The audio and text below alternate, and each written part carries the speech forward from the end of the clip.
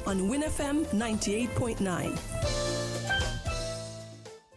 Supermarket shoppers understand that convenience matters. At Hortsport's Value Mart IGA, we know that price matters most. Ample parking and the widest variety matter.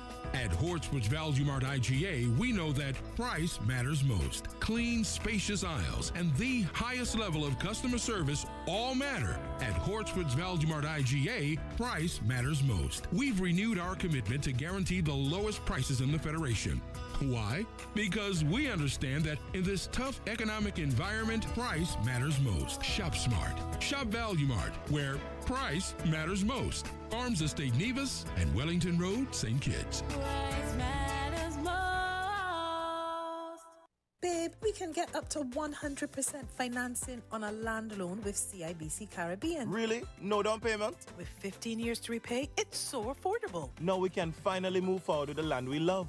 Get up to 100% financing, half off the loan application fee, and up to 15 years to repay a land loan. Plus, CIBC Caribbean will give you $675 towards your valuation fees. Promotion ends March 31, 2025. Terms and conditions apply. Visit CIBCFCIB.com for more information. You ever hear earthquake call and say, "Hello, Miss Lee, yes, it's me, earthquake, I come in Tuesday around 10? No, sir. Earthquake does arrive unannounced, and when it come, it shake all sense and sensibility out of we. Remain calm, stay inside, and do the DCH. Drop, hover, hold on. Once the shaking starts, you know it's earthquake. Make a quick move to a safe place. Don't run to the door, we are any exit. Stairs might broke up or full of people. Elevator, avoid that, because you might get in and poof, power gone, and you're stuck in that box without ear. Take cover under a strong table or a bed, or crouch against an inside wall or in a corner, and cover your face and your head with your arms. Remember, DCH, drop, cover, hold on. Glass windows and doors, outside walls and doors, in an earthquake, bad news. Take care yourself. Most injuries during earthquakes happen when something drop and hit people entering or exiting a building. Last thing, nobody run outside and ask, you feel it, you feel it? Remain calm, stay indoors until all the shaking stop, and do the DCH, drop, cover, hold on. This message is sponsored by the Australian Government, AusAid, and produced by NEMA in collaboration with WinFM. Welcome to Island Tea with your faves. Keep it locked in with us for your daily dose of hot tea, only on Win Media 98.9. Good morning, good morning. It's Tuesday morning. It's the 4th day of March, 2025. Welcome to today's edition of Island Tea.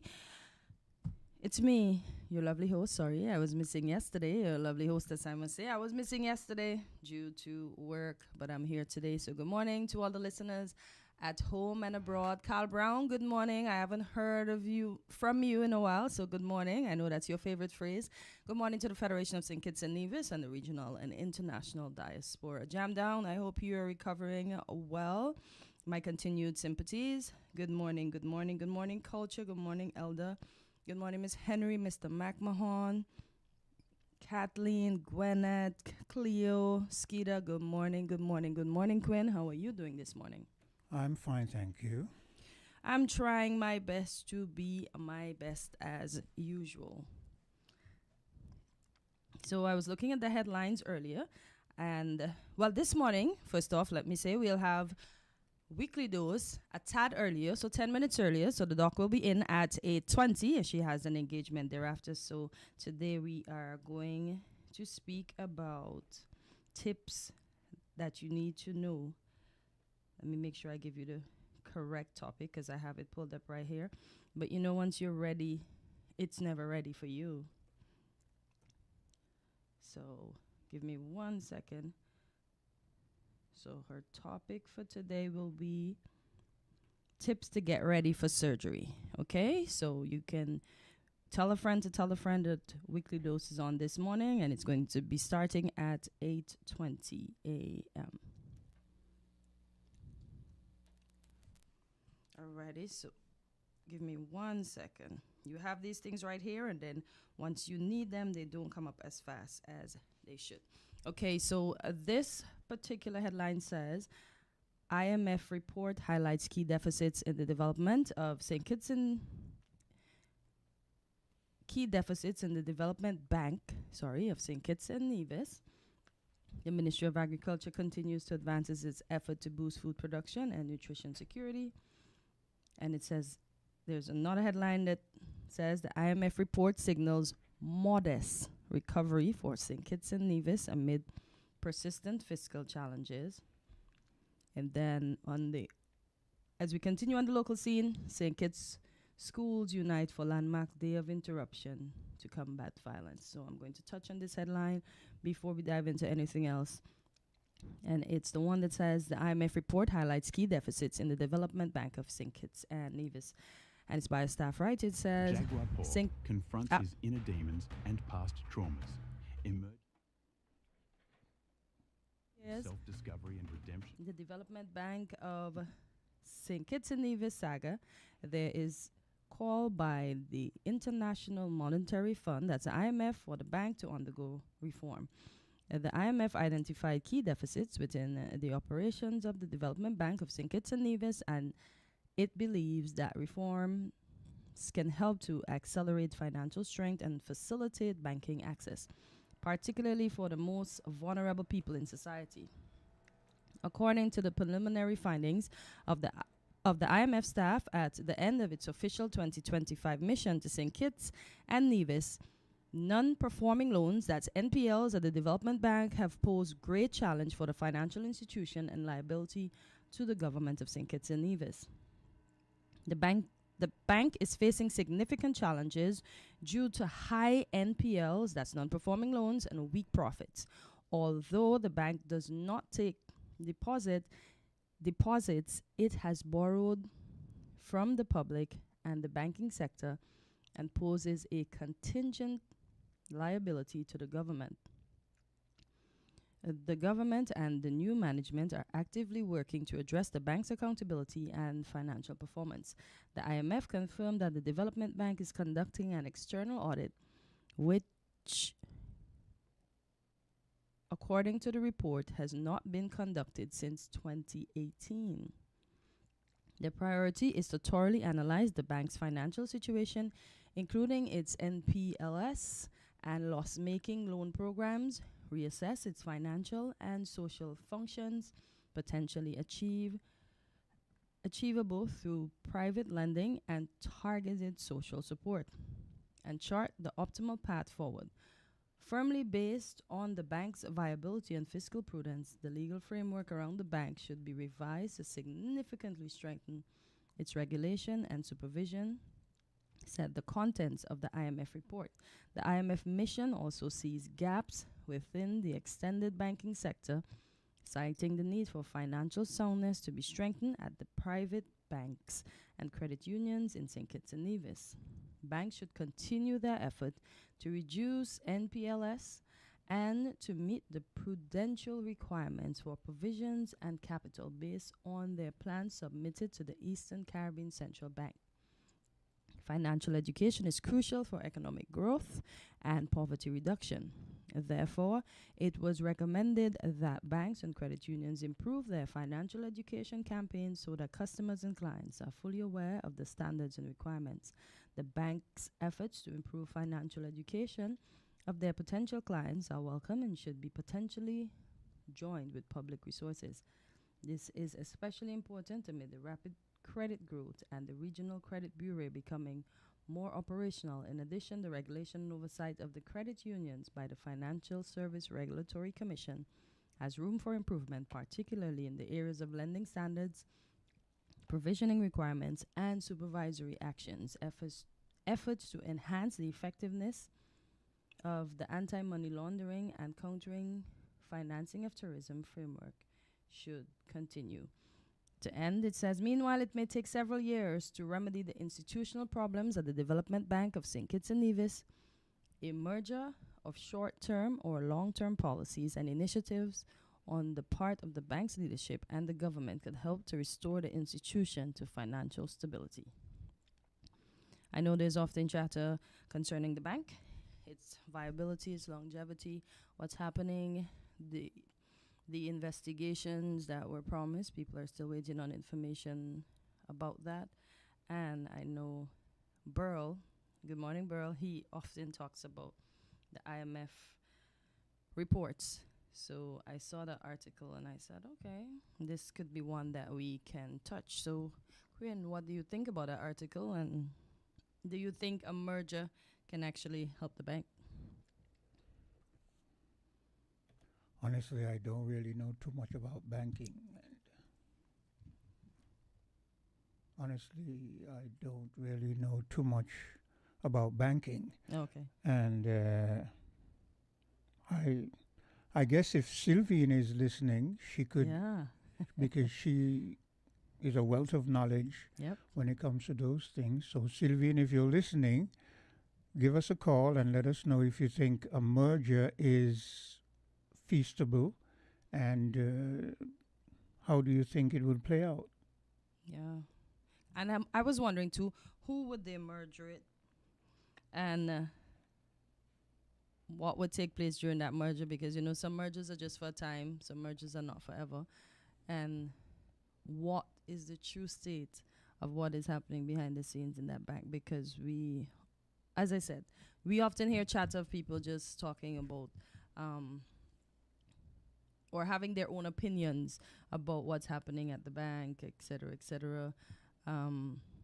We heard there were investigations that were going to happen into the last functioning high-ranking individuals at the bank. So it is left to be seen when that will happen and when the information will be forthcoming to members of the public that are awaiting the final results. One of the reasons I don't like to touch bank issues is because if we speculate, people could go in a panic. Yeah. And that wouldn't be good for the bank. So yeah, that's what I'm saying. It is better to get the opinions and advice of those who are au fait, with such things. And I think that is above you and I's pay grade. Yeah.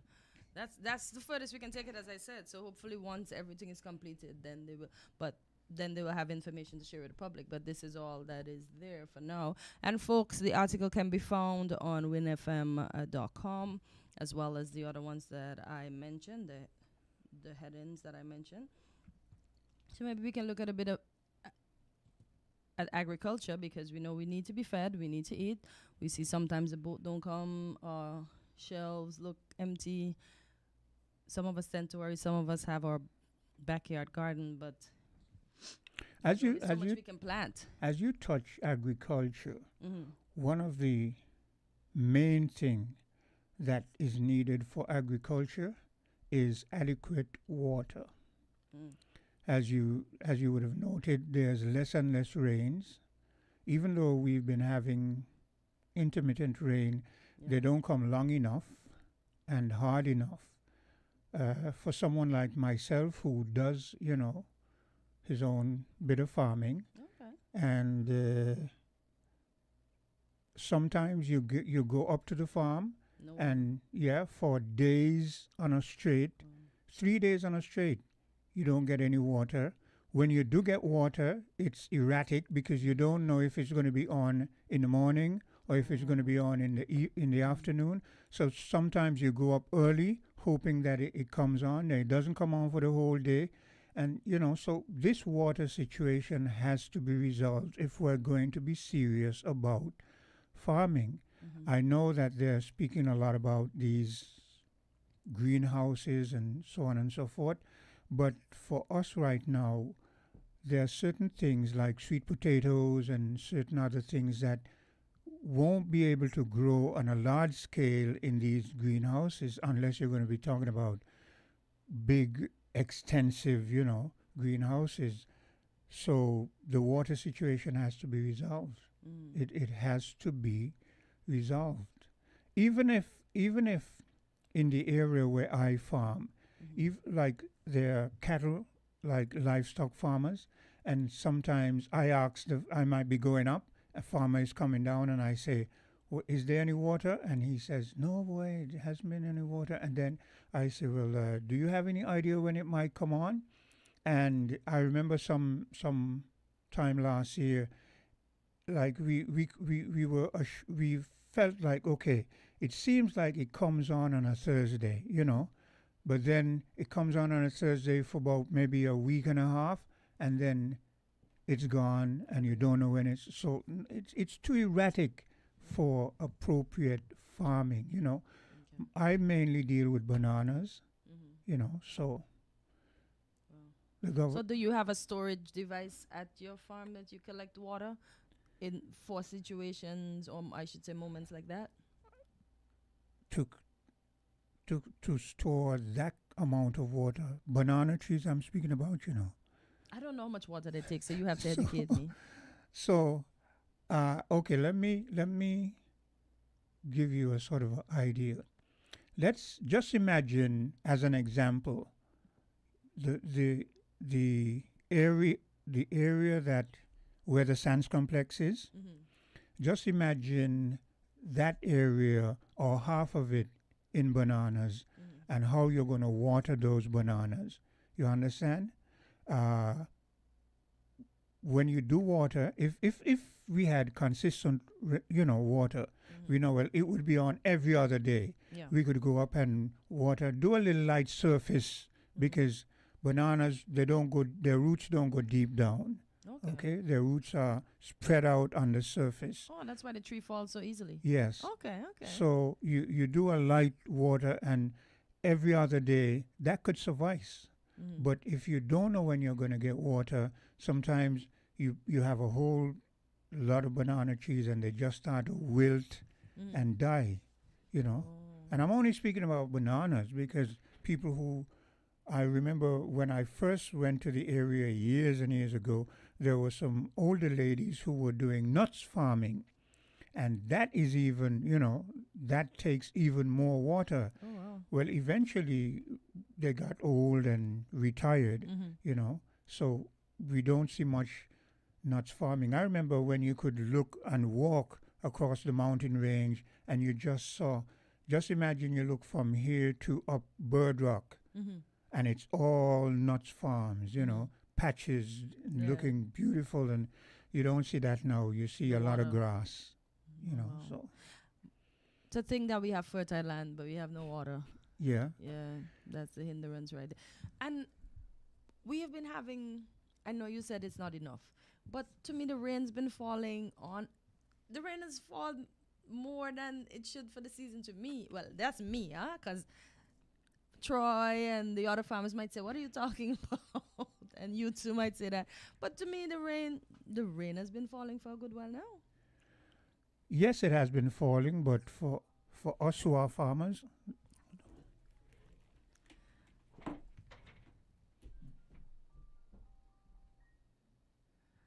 so farmers, I know Quinn is saying it's not enough. What do you think can be done? I know we're working on a desal plant. I know all these things are coming on stream, but what can be done to help with the water problem? I see the farm, I don't know if it's still the prison farm, but the farm on Kim Collins Highway, I see they look like they are redoing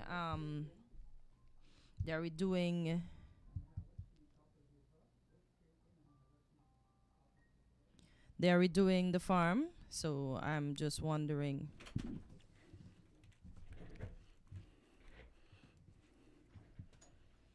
Give us 1 second, thanks. We're different. We're 98.9. 98.9. Win FM. I'm good. Yeah, Jacquino.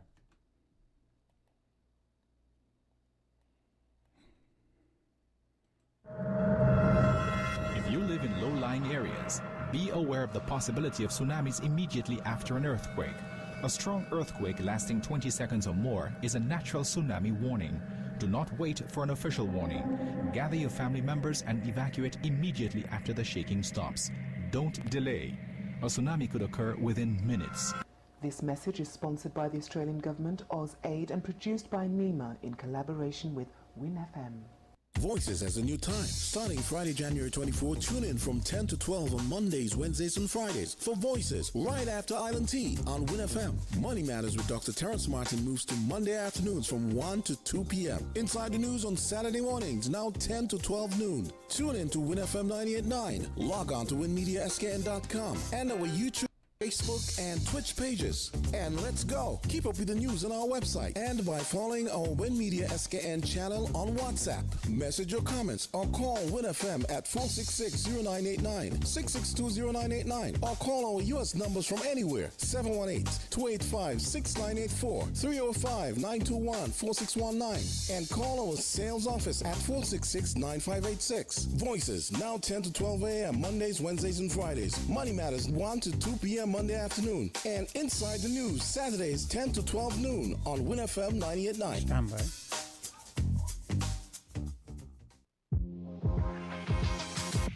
Welcome to Island Tea with your faves. Keep it locked in with us for your daily dose of hot tea only on Win Media 98.9. And welcome back to Island Tea. As promised, we have our favorite doctor in the house for this week's edition of Weekly Dose. And as I mentioned before, our topic for today, tips to get ready for surgery. So, Dr. Osborne, a pleasant good morning. Welcome. You're looking beautiful this morning. I love the hairstyle. I could never get my hair looking so scrumptious. Good morning to everyone, and thank you so much You're for welcome. the compliment. I receive it. It's great to be here once again with all of you. So, yes, it's good. Another Tuesday. The weeks are going by quickly. I know, this adulting thing. Jesus. Oh, I need a break from being an adult. Exactly. I want to chillax. So let's dive right into it because I know you're a busy lady and you got to go. So what does it mean to be a know-it-all? Okay, so we're talking today about tips to get ready for surgery because oftentimes we see patients and they can present to the for procedures and they're ill prepared, they're unsure of what's going on and the different necessary steps. So that is why it's important for us to discuss because persons have surgical procedures every single day. And we're talking mostly about elective procedures, so you have time and you're prepared. When we have cases that are emergency or urgency, you have less time. So the preparation is not there. But we're talking about once we're planning something for weeks, months in advance, we can prepare better for it so that we're well informed. So you've got to be a know-it-all. Someone tells you, okay, you're having a surgery for, let's say you're removing your gallbladder. You've got to read on this. Oftentimes, the individuals do not take the time to get informed about what their condition is, what does it mean, get an idea what are the expectations, what are the general outcomes. So you've got to be a know-it-all about your disease. That is important because then that would allow you to ask the right questions. You study it, and then when you go to the doctor, this is what I learned. Can you clarify this for me? This is what I'm thinking. Is that the way this is my case is going to be? And so you could have that healthy dynamic because oftentimes if you have not read about what's going on with you and you're completely in the blind, you don't know what to ask, and then you're unsure of what your expectations is. So you've got a right to have some discussions with your surgeon, with your anesthesiologist. That's the doctor that puts you to sleep. So you want to have what does it mean? What different type of anesthesia? All these different questions, they can be discussed. All right. So why should you inform your doctor about your medical conditions? This one is extremely important. That is why with your doctor's visit, of course, you're going to go through your history. You're going to say if I'm diabetic, if I'm hypertensive, if I have heart disease. These things are paramount because what? You've got to evaluate the person, of course, preoperatively. It's paramount that you get your blood works done so you can see how your blood values are. If you have diabetes, what your blood sugar is like, is it controlled? Because these have implementation once you go into surgery. Oftentimes we have persons who've not been following up with a healthcare provider. So they've never seen a physician, not even a nurse, no healthcare provider. They come to the institution and they're having a procedure at times, and then on the table, etc., their blood pressure is high. They probably weren't diagnosed because they haven't been seeing a physician regularly. So then their blood pressure is high. It can lead to complication. We've got heart disease. You've got stroke. You could have complication during your procedure. That is why it's important to say exactly what type of disease you have. Hide nothing from your disease, your doctor at that point. I always ask, anything else, because sometimes people, and then they remember, oh, this is what happened to me 5 years ago.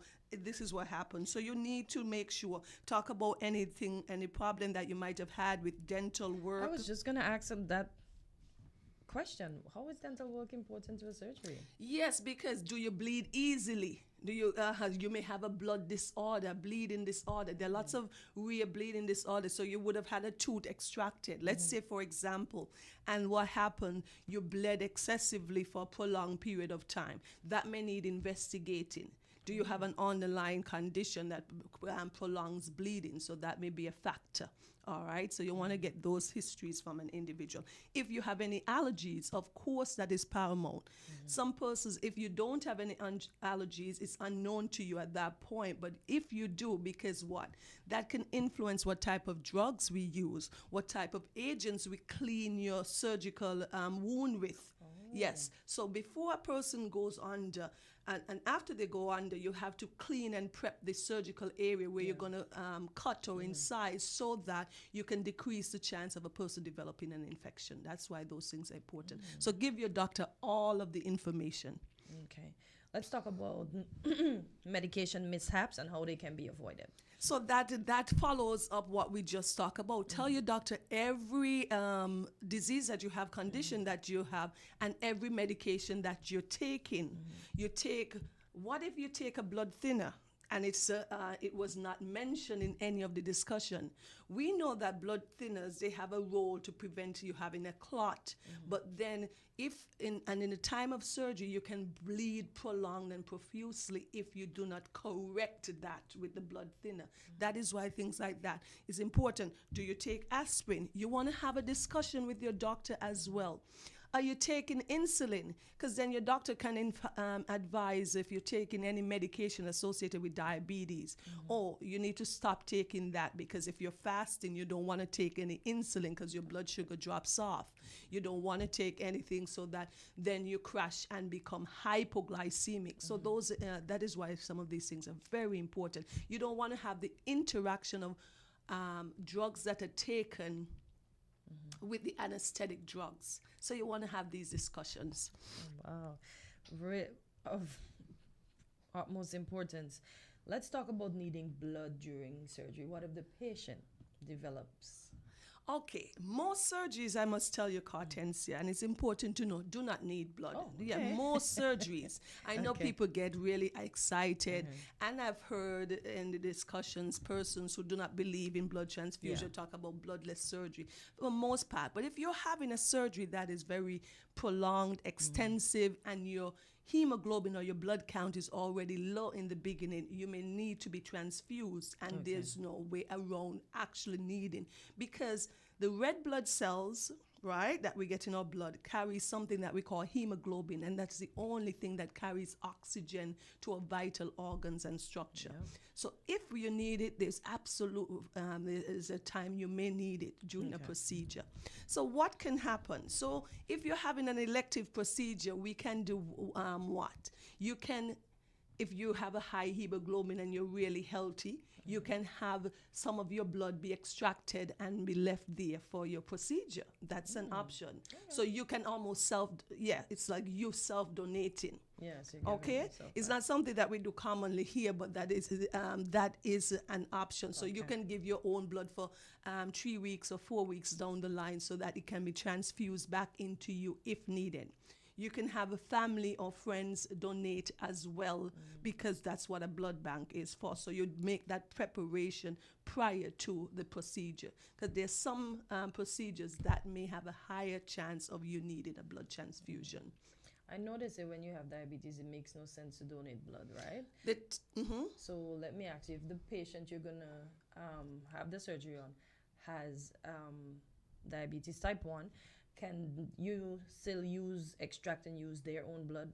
So there are different conditions where you may not be a good candidate, because when persons go to be donors, there are different criteria, of course. Once you meet those criteria, generally when you have these non-communicable diseases, diabetes, hypertension, some of these persons would not meet the criteria to be a donor, so you may not be able to donate.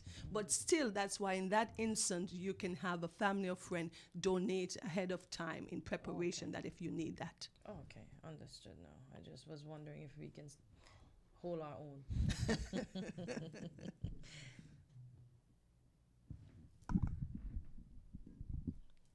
Okay, should a patient get a second opinion before surgery? So you're their doctor. Should they go to somebody else?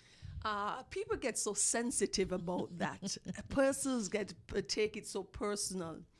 I was taught, I remember another doctor said, this is a older gentleman, and he said, patients have doctors. Doctors do not have patients. Do you understand the difference? Patients have doctors. Patients would have seen you once or twice, and they'll say, but doctor, you're my doctor. Yes. But you have no claim to the patient. None. And patients do have a right to. We get really sensitive about it, but patients do have a right to. They can seek another opinion, especially if it's an elective cartensia. You've got some time. You want to know, is this procedure the best for you? What if there are other ways of doing a similar procedure? What is the technique that is going to be used? What if you said, you have little downtime, and instead of having an open procedure, you want to have it laparoscopic, minimally invasive. Those are options too. And I know sometimes people get hurt, and doctors are humans as well, and they feel a little bit sensitive, but you've got to understand that patients have a right to do that. And they need to make sure that they choose the best for themselves. I'm looking at this terminology, line-up caregivers. Tell us, what does that mean? I like that. Line-up caregivers. You live by yourself, for example. Well, I live by myself. Okay, I'm having a procedure, whether minor, whether major, also, but it's a procedure that I know once I come out of the hospital, I may need some extra support. So then at times you've got to calculate that in your scheduled date. Because what if your mom is your next of kin and your main caregiver, and she's going to be out of the island for the month of, let's say, March. So then you may have to postpone your procedure until April when she returns, because if she's your main caregiver. So line them up. Who's going to help you when you get out of the hospital? What if you need someone to stay with you for the night? Because we often recommend, especially if you've had general anesthesia and you've had some procedure, even a day procedure, an outpatient procedure, it's best to have someone that you're staying with overnight just to have a look at you, even though most times all will be well, but somebody who can assist you throughout the night. So line up your caretakers. Maybe you've got many siblings and everybody's anxious to support. So your sister is going to come in this week. Another sibling is going to come in the second week. Then your aunt is going to help on the third week. So you get that organized among your family. Okay. What? I see stock your pantry and freezer? What is that? So but if you're going to be ill and you're post-op, you've had a procedure, a major procedure, you're not going to be going into town to be shopping. You're not going if you live alone especially, so you want to limit those. So you've got your as much groceries at the house as possible. Maybe a week's supply of food, so you have the essentials that are there. You've got your water that is there too. So anything that you can do to prepare so that post-surgery it is much easier for you, especially if you live alone. So though you have caregivers line up, if you can organize as well, it makes it easier on everybody. Yeah, because if you have your food planned out, they could just heat it up for you and give it to you. Some persons, if you're a food prepper, some person who can prep for a week. If you know you're having something done next week, you can prep for the week to come, and it makes it easier. So all you have to do is take it and reheat it, etc. Okay. Wow. Why shouldn't... Most people say they come out of surgery hungry. I've been there, so I know. But why should we not eat before surgery? I've had many stories to tell you about with this cartensia. I remember I had twins. I never forgot that. They came for circumcision. This was some time ago. And they had rice and chicken for the morning, and they were advised and re-advised that the children must be fasting after midnight. And the lady told me, oh, the dad came and insisted that they need to eat something before they go into surgery, I guess, because they thought they'll be hungry after. But why is this important to fast, especially when you're having general anesthesia? So you're going fully to sleep. Yeah. All of your muscles are relaxed. What happened in this instant? Your muscles are relaxed. If your stomach is full, what can happen? Some of that content can go back and go into your lungs. We call that aspiration. And then you can have a pneumonia, an infection in your lungs afterwards. So it is best that the stomach is empty prior to surgery. So that's why we say nothing to eat after midnight the night before your surgery. If your procedure is a local, though you're not going to sleep, your doctor can recommend that you have some tea, you have something light before the procedure.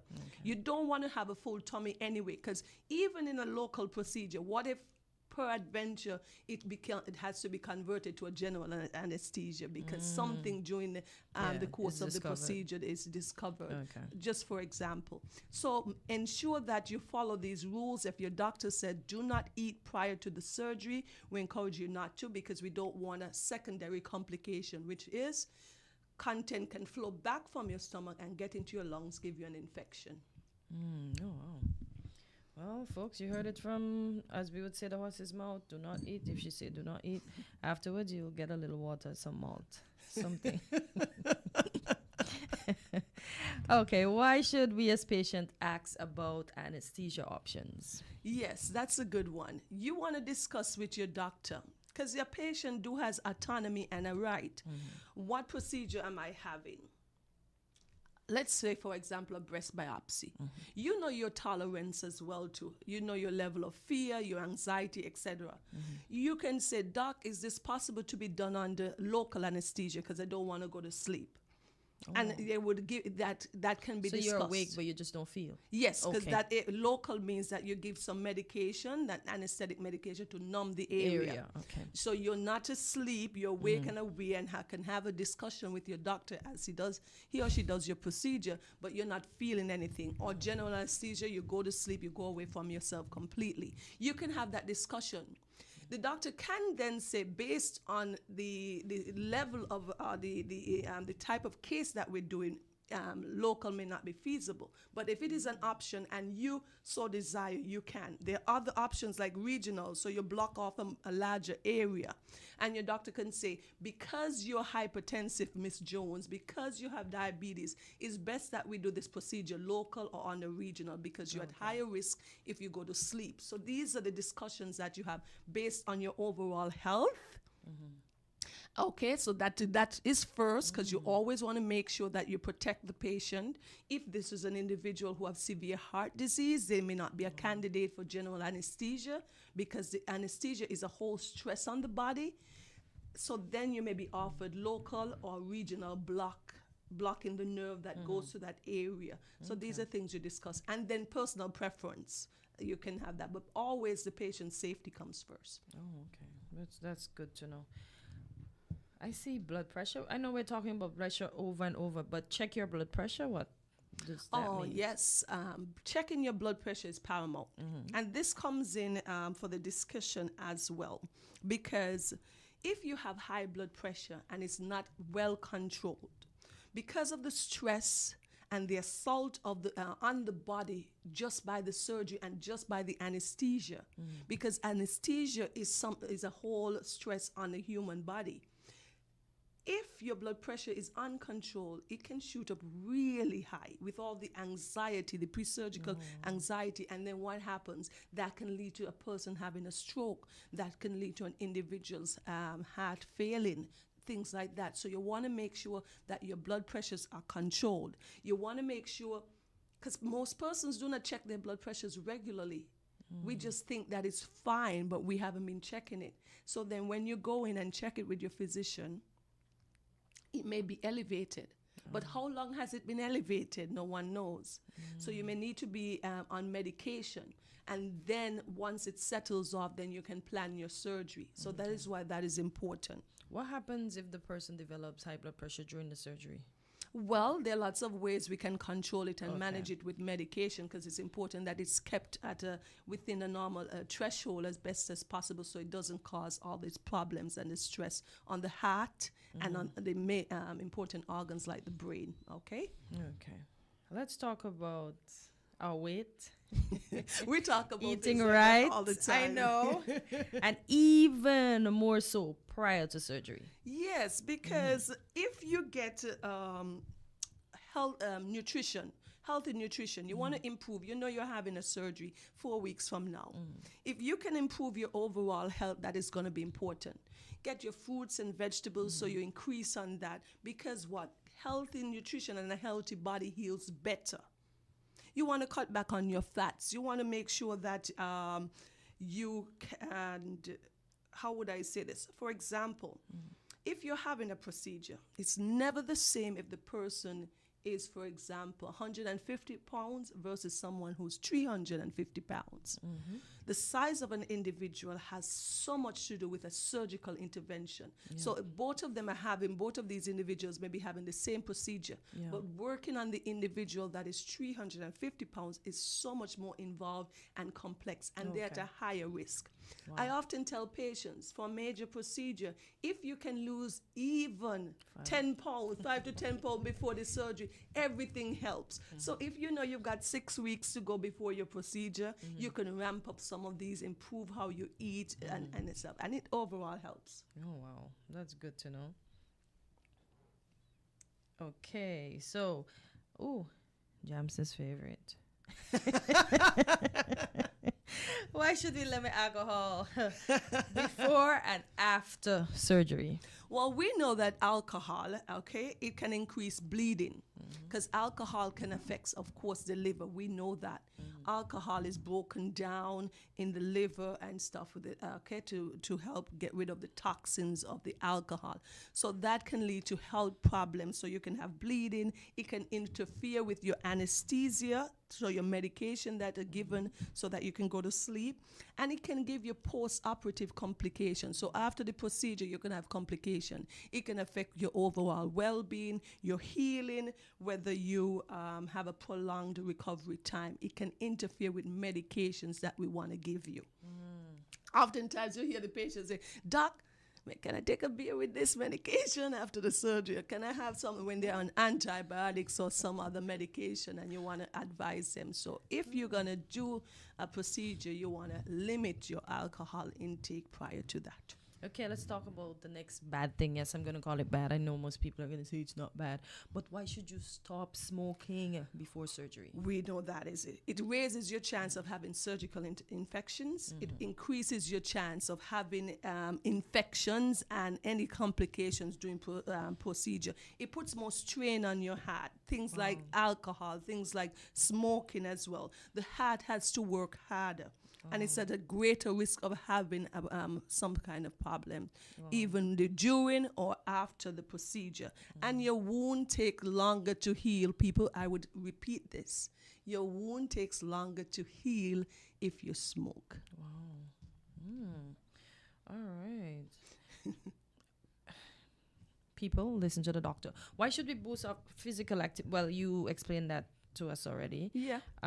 Exercise is always great. It helps you in your recovery, helps you get moving and keep moving. So that, along with your eating healthy during that time, they go hand in hand. Yeah. We said if you lose 5 pounds, it's always easy on the body. X marks the spot. It's like we're on a treasure hunt now. So, Doc, can you tell us a bit about that? So we talk about you're having a procedure. You want to be clear and emphasize to the physician which body part we're working on. You've got 2 feet, you've got 2 hands, you've got 2 eyes, you've got 2 ears, you've got 2 breasts.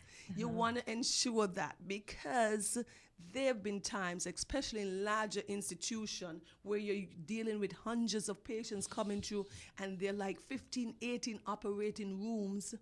You don't want to put Mr. John in operating room 18 and do an appendectomy when he should have been in operating room 16 to have a hernia repair, for example.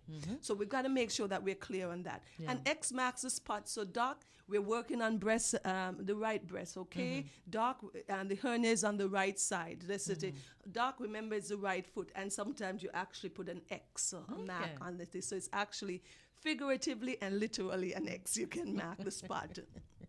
Okay. Should the patient fear waking up during surgery? Yeah, I fear that because I don't want to say anything. Patients fear that, and you may have seen a movie or some story that talk about that. But something like that is very rare. Okay. Very, very rare that it happens. Okay, so if it happens in rare occasions, right, you'll have to tell your doctor if you're undergoing a second procedure. And most of the times, if it does happen, though rare, most of the time you're not feeling anything, but you're kind of aware. It's almost like having local anesthesia at times, okay? So I don't think we've had much incident with that, but there have been some cases. But so it's not a great fear. It's a very small chance of that happening. Okay. Boy, there's a lot to put your mind at ease prior to doing your surgery. So how is pain managed after surgery? I know some of us go and see the pain management specialist, but yes, you can break it down. So you may feel some pain, some burning, some pressure, discomfort in the area after surgery. So your doctor would indicate what type of pain medication you'll have, because during the procedure we can administer medication as well to help with pain after the procedure. And if you're leaving the home, you can get a prescription. All right. Lots of times our patient have a high threshold for pain, and they'll say, no, doc, I'm good.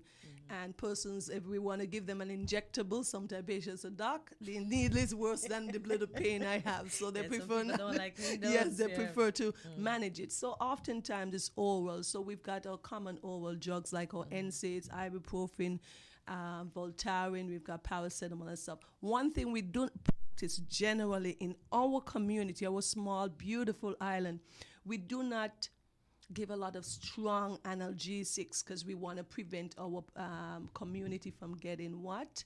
Addicted to some of these codeines and all of these morphine-like drugs. So we try not to, because it's a big problem in first world countries like the United States. Fentanyl and all these things. So persons, that typically stems from you had a procedure, you kept requiring stronger and stronger meds, and then you become addicted. Addicted to that. Yeah. Let's talk about fighting hospital infections. Yes, so this is going to be hitting the doctors and the nursing and the staff that comes to you. Insist that your physician wash their hands when they come into your bedside, or wear gloves as they expose your wound, and you yourself need to be responsible. Don't touch your surgical wound often and just randomly with your hands, because people are curious, they want to see, they want to touch how it feels, so I always try to tell them avoid doing that, but insist that your physicians, because you can have cross-contamination. We want to avoid things like MRSA, okay, different types of bacteria that can be very difficult to treat, okay, and a doctor may go from patient in room 1 to patient in room 2. You have to ensure, or your nurses, that they wash their hands going between patients to decrease the chance of infection. But you would think that your doctor and your nurses know to do that. Asking them, do you think that would come off as offensive? Because even sometimes, folks at the airport might say, can you change your gloves? You just touch that person. Yes. So do you... No, because we all got to be receptive and continuously learning. Sometimes you may forget, and that happens. You're moving quite quickly, and so you can gently say, doc, you washed your hand, doc. And what about these gloves? Because you may have just seen the doc come from another patient. Or nurse, yes, can you change your gloves? You could do it politely. And we all should know, but sometimes we need reminders. Understood. We're all human. Let's talk about blood clots. Is the patient at risk for blood clots? Yes, patients can be at risk for blood clot, especially these patients may have had a DVT before, patients who undergo long procedures. For example, you have a procedure that's going to last 6-8 hours. So we've got to do prophylactic and do certain protocols for that to prevent the patient from getting a deep vein thrombosis, that's like a clot in the leg that can then travel. So there are lots of protocols to prevent that. So we can usually get through that. So you want to also encourage your patient to move often and early after the procedure. Get up, get up, get up, get up, get up and walk. We're good at getting that done here. You need to get out of the bed. The bed is the enemy of the patient. I tell them that all the time. But I need the rest. So why am I walking? So that's why what we can do as physicians and healthcare providers, we remove the catheter. I've heard patients once say, Doc, man, I felt so good in a way having that Foley catheter, that tube that empties your bladder, because it means I didn't have to move. Yeah, so we get that out. We tell them, you've got to move, start going to the restroom. That moving helps to prevent a lot of things. Wound infection, lung infection, all right? And just overall getting your strength back. Tell us why we can't come out the hospital looking like the wrestlers on TV. Why is it important to wear loose clothing, Doc? Yeah, so finally with something like this, you want to be comfortable. Okay, so you want to, if you're coming for a day procedure, I always tell my patients, wear something loose. Make sure you're comfortable, because after the procedure, you don't want to have a cut on your tummy, for example, and you have a tight pant that you have to button up. That is self-explanatory. Or tights. A pair of tights or something that you want, clothes that fits you quite comfortable. And even in your recovery time, you're at the home, you want to make sure you wear light clothes that are breathable, cotton material as well too, because you don't want to be anything tight that's going to constrict your wound, leading to wound infection. You remember that. If the area is not breathable, you can lead to it being moist and having secondary infection. Well, Doc, the last word is yours. We've gotten through everything that we need to get through today. You're always informative, but the last word is yours today. In terms of having surgeries, yes, it is important, yet again, to be informed. The informed patient is usually the best patient. It's not that you're mistrusting or distrusting of your doctor. You just want to be the empowered patient. You want to make sure that you're ready for your procedure, because you're aware. So then afterwards, you do not get nervous. Okay, doc explained to me such what may happen. I read that this is something that happens after the procedure. So you are aware of that, so you do not panic and become uneasy. All right. So you want to do those things like making sure you get your mind right. That involve your exercise and your walks, talking to friends, getting that emotional support and having that support afterwards, because it really does go a long way.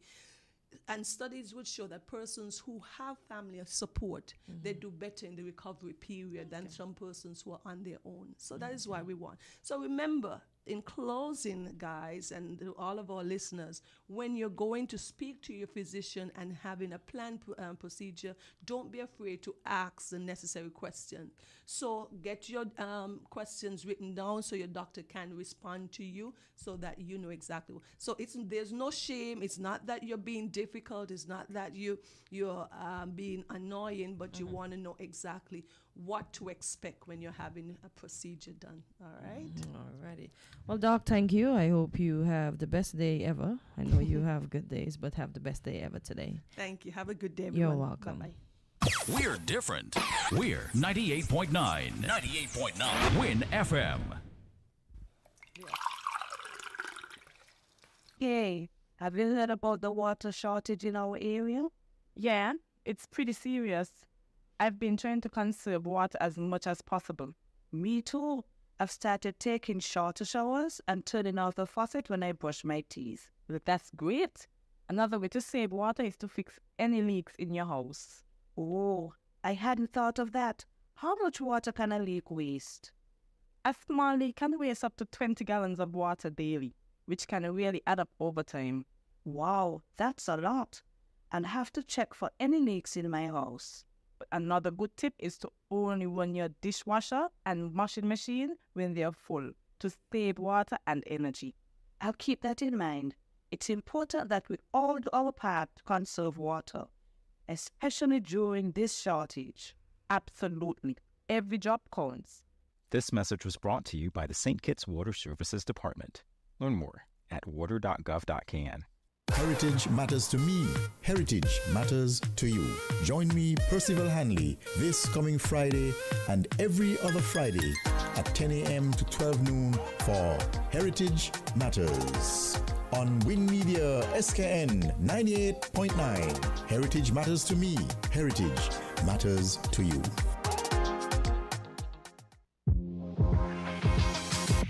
Welcome to Island Tea with your faves. Keep it locked in with us for your daily dose of hot tea only on Win Media 98.9. And we are back. I hope you enjoyed our edition or today's edition of Weekly Dose. And remember, if you have something that you want to share with us and you need to call us to let us know what is happening, these are the numbers you can reach us at. Give me 1 second. Let me get those and read them out for you so you can call us so we can chat. We appreciate your contribution to the program. We enjoy chatting with you. Miss Henry, how are you? I haven't heard from you. I spoke about the bank. I was expecting your expert advice. Mr. McMahon, your expert advice as well. So the numbers to call, for those of you in the UK, it's 0333 440065. In the US, as I mentioned, we have two numbers. The first, 718-285-6984. The third, well, the second one for the US, I should say, it's the third number I'm actually reading, 305-921-4619. And then our local numbers are 466-0989 and 662-0989. So before we had Weekly Dose, we were talking about agriculture. So I'm gonna pick out pertinent parts of this article and we can chop it up, cook it up, and have it for lunch maybe. And this article is by Yolanda Weeks. It says the Ministry of Agriculture, St. Kitts has been upgrading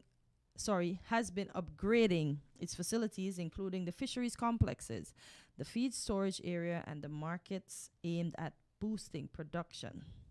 However, there is a concern that vendors are not adequately utilizing the market spaces. I hear this all the time.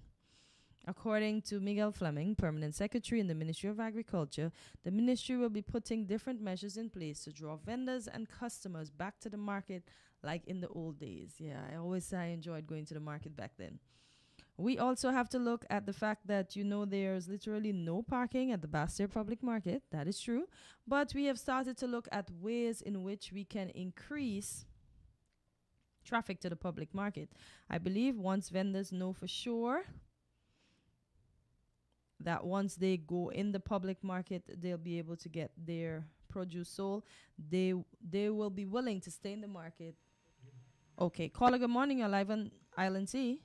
Good morning, you call, and I have been knocking downstairs, but how are you? My phone keep telling me enter your passcode or something. Oh wow! A landline, Okay. So, but I tried a couple times. Good morning, Quinn. Hey, Quinn. Good morning. Quinn. Oh! I thought you were going to look the white bananas. I love bananas. You are ahead of the pack. You're so speaking. when they're ready, you're speaking to me. Yeah. Okay. I was wondering if you were addressing me. If you were speaking to me. When you're at home, you come as you are. Miss Henry? Hello?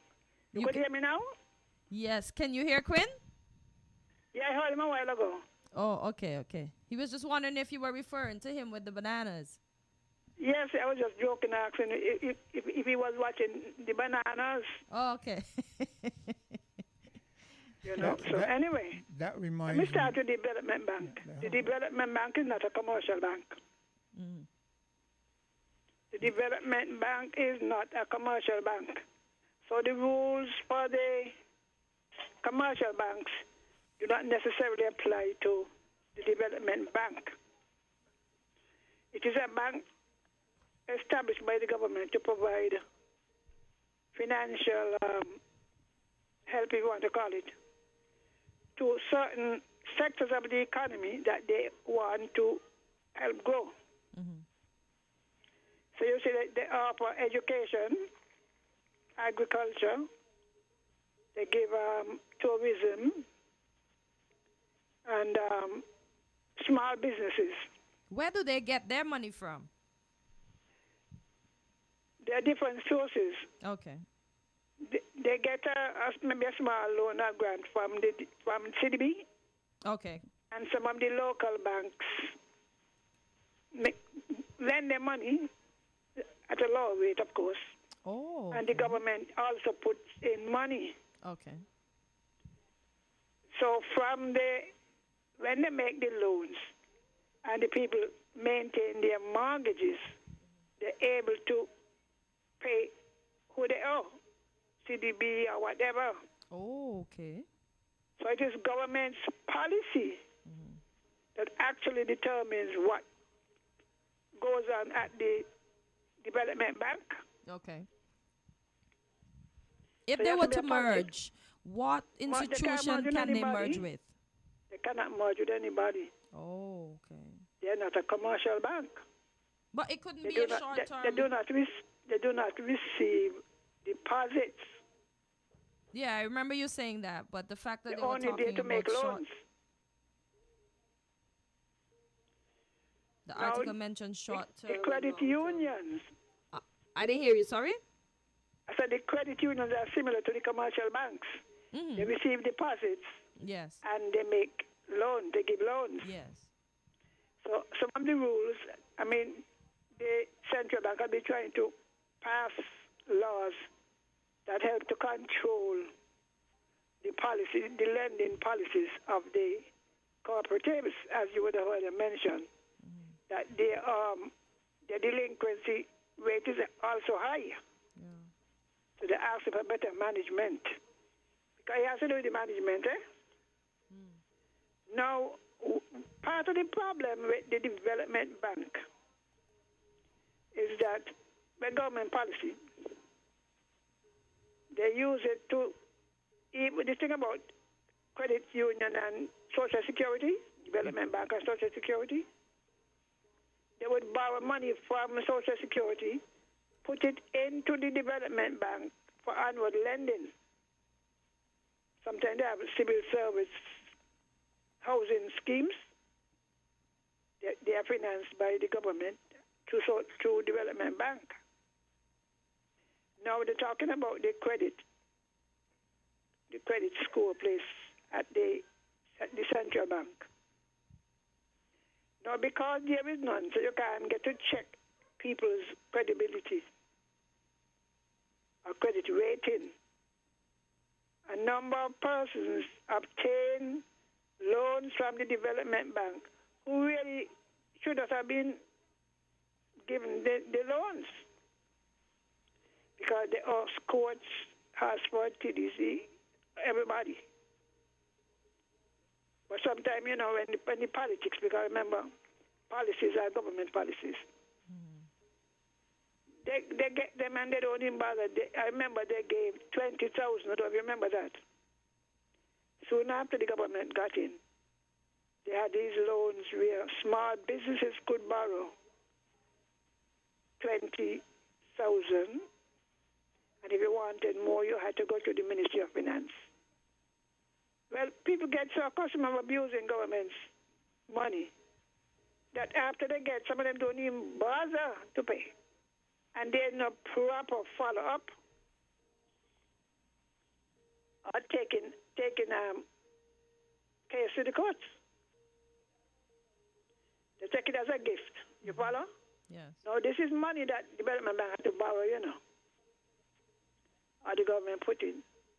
So you have this thing going on, and they got up. You can get up to 450,000, I think, to build house, civil servants, and whatever. And on top of that, the government turn around and give you incentives. And some people, they don't pay. You follow? Yep. Yeah. Yeah, that's why they have a lot of NPLs. Yes. It's too much politics in the whole thing. So what they started to do, sometimes they tell you it's better for you to go to the commercial bank. And by the way, the rate at the development bank is usually higher than the commercial bank. Dr. Drew went and cut it into, I don't know if that is part of the problem too. You know, they carry down the interest rate to a 5%. Yeah. It's usually 11, between 10 and 11 on student loans, you know. So in that case, do you think taking it, you mentioned taking it in half to be a bad call. What percentage do you think it should have been kept at to ensure that the NPLs are paid off or dealt with, It or has that they're to making do profit? with the bank accounts. I didn't hear you, If sorry? It has to do with the bank accounts. So my neighbors have an early carnival. So what I'm saying, it has to do with the bank balance sheet, you know. It could be lower if people would pay on time. Okay, got That you. That was number. You follow what I'm saying? Yeah. Because borrow money, and so if only half students are good at that, they go away to university, their parents or whoever sign, and they shake off their shoes, and the bank is left holding the bag. Sometimes the poor parents could end up losing their homes. That's why don't be quick to guarantee anything for anybody. The Bible said don't do it. You know, many people have suffered, parents and people who thought they could trust a student. Yep. And they're working, you know. Yep. They're working, so the bank is being swamped all the time. So how can the bank ensure that these things, especially with the students, let's talk about the students that are going to go away, they're going to be gainfully employed out there. What can the bank do to maybe ensure that these people pay? The bank don't have to go to that, you know, they go for the guarantor. Oh. Wow. Because the guarantor, it really is, if the person don't pay, I pay. Yeah. People have their bank accounts cleaned out and all things like that. Yeah, I know. Yeah. I know Some people that had go to pay crazy. for someone that basically asked Out them of to the- be a guarantor. Yes, and out they of the went away, kindness of your heart, they you got know. a job, never came Or back. somebody want take a farmer. They may give a farmer a loan. Now in Jamaica there's agriculture development bank. Because the conditions of agriculture is different to some of the other businesses, Rain may come and damage everything. Even though you started the crop right, like Quinn was saying. Yeah. And it begin to warm up and you can't get water. You could lose a whole crop. Now, if the crop is not insured, you lose everything. Yeah, but you still owe the bank. Oh, we lost We lost the call? We lost, yes. Okay, well, Miss Henry, if you're hearing us, you can always call back so that we can continue. I think we might have another call. I didn't hear you, sorry? I think we might have hello? Okay, caller, good morning. You're live on Island T. Yeah, good morning. How you doing, man? Good, Burl. What about you? Yeah, good. As Miss Henry dropped off, I called in, right? But I noticed she's explaining some of this financial stuff. If she's listening, right, can she come back in and say something about the geothermal in Nevis? The geothermal in Nevis, about the financial arrangements between as she understands it, between the federal government and the NIA, because I noticed she used that word guarantor of the loan in the statement she was making just now. So the reason why I'm asking this is to get some clear understanding as to the arrangement between the federal government and the NIA in terms of that geothermal and Nevis, the financial part of it, because I've heard every time when the Prime Minister makes his statements, he is talking like as if they're putting up money.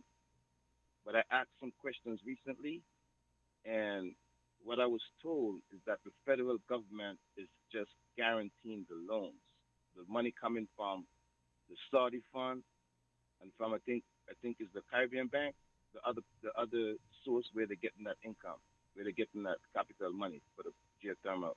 If she's listening or if she calls back in, then we can get her to talk about that, please, so we, the public, can understand more about that geothermal and about the financial arrangements between the federal and the NIA government.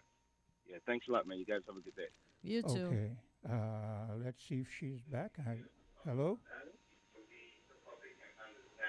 Caller, good morning. You're live in Island T. Yes, I am back.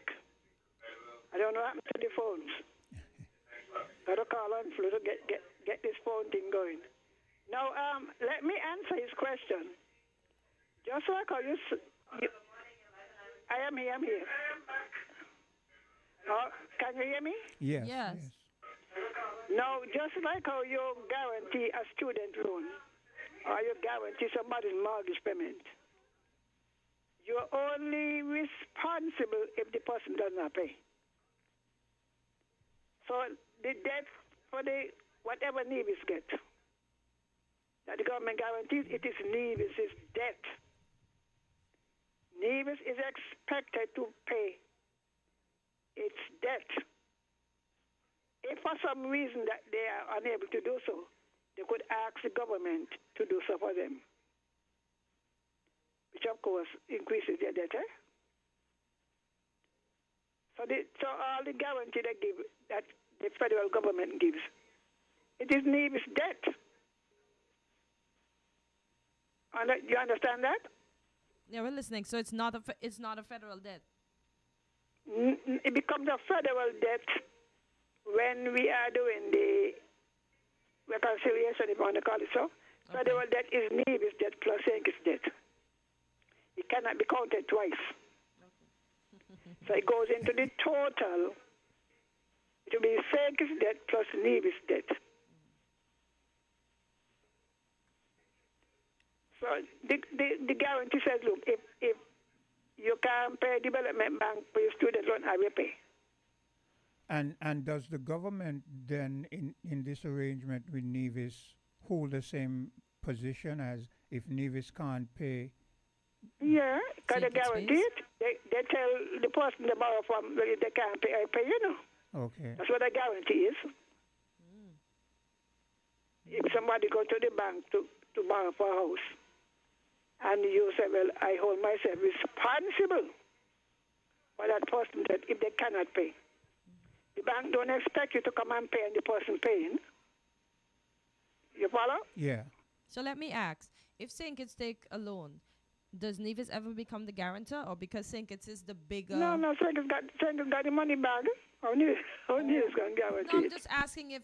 No, because since it's federal, right? Because the loan for the geothermal, you said that's Nevis alone and not federal, right? It becomes federal. Yeah, it is Nevis' debt. Now, let me tell you something. According to our Constitution, the federal government is responsible for everything outside of St. Kitts. Okay. You understand that? Yes, understood. Nevis cannot go and engage itself in anything with a foreign body, island, or whatever. Okay. They must get sponsorship or consent. Okay. From the federal government, because even this geothermal, I recall when Dr. Parry, Premier Parry, was in, and he wanted to do the geothermal. Yeah. And the U.S.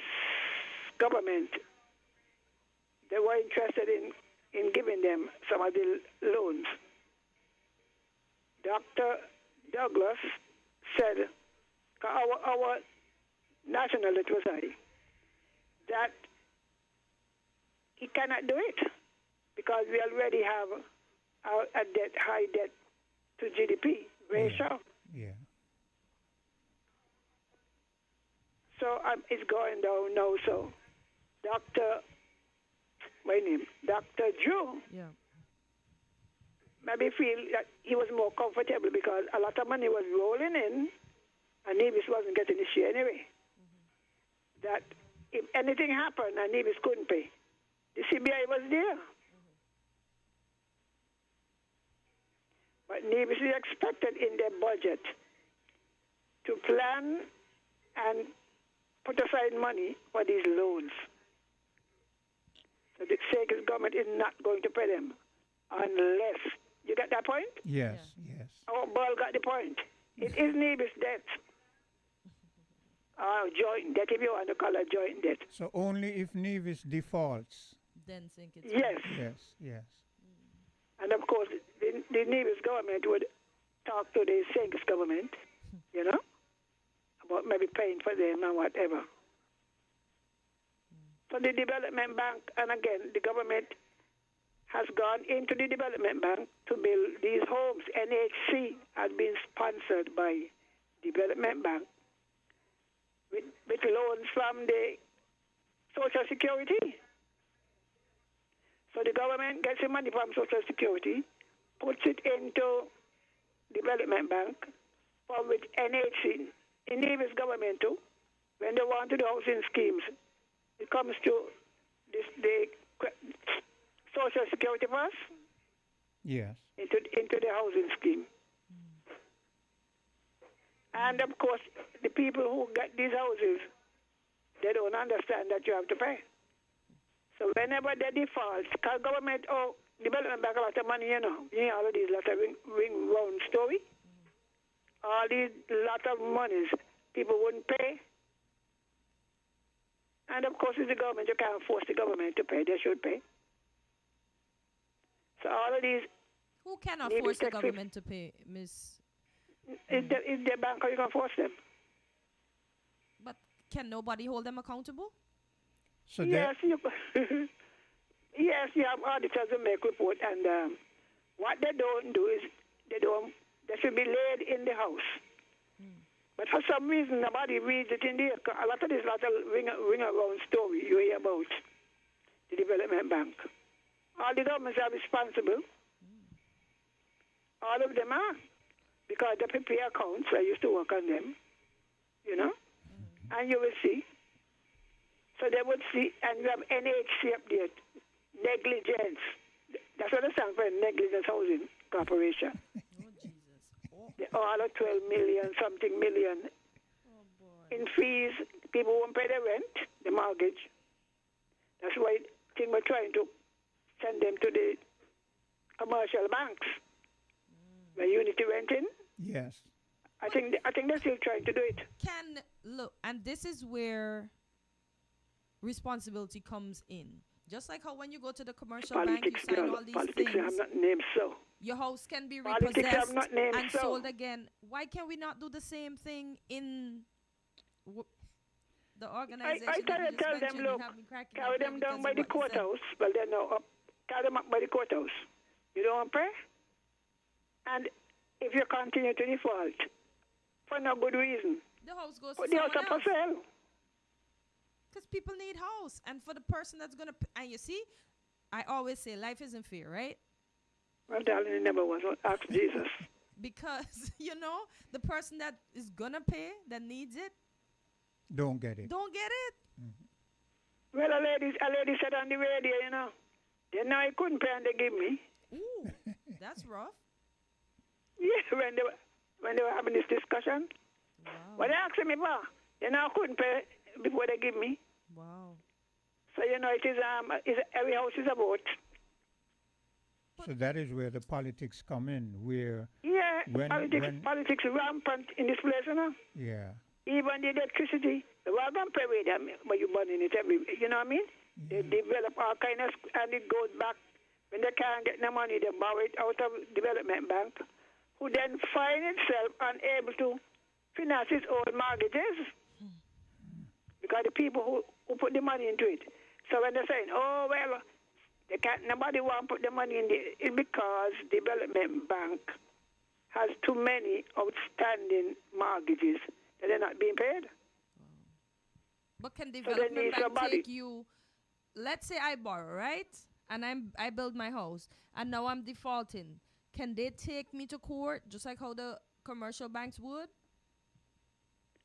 It's a government thing, They could if they wanted to, But how you going to bypass a politician? How can you allow me to rob the government, but I can't rob the other bank? Excuse me. Every month you hear, go pay your mortgage up, and they're robbing the government. They get the BBW, whatever it is.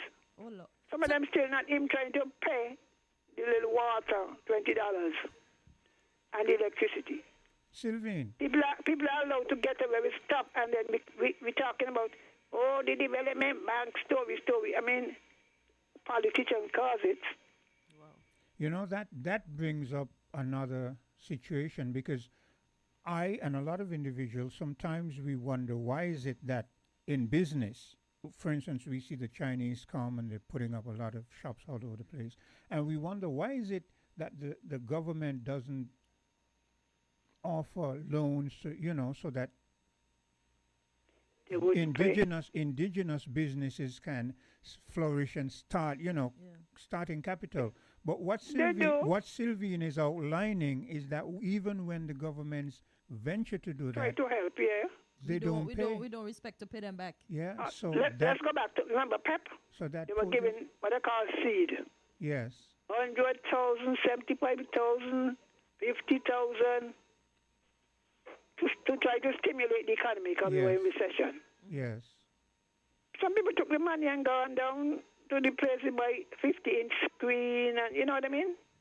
So maybe they could, out of all of that million that was put out there to try to stimulate the economy, if they could find 10 just souls like Abraham with Lot, millions, This is where millions. And again, to me, you're going to lend somebody. You're going to lend them the money. And they're going to cook food. Enough food sellers out there. Yes. But it's you're going to start to sell clothes. You cannot compete against a store that is bringing in a whole trailer load of clothes.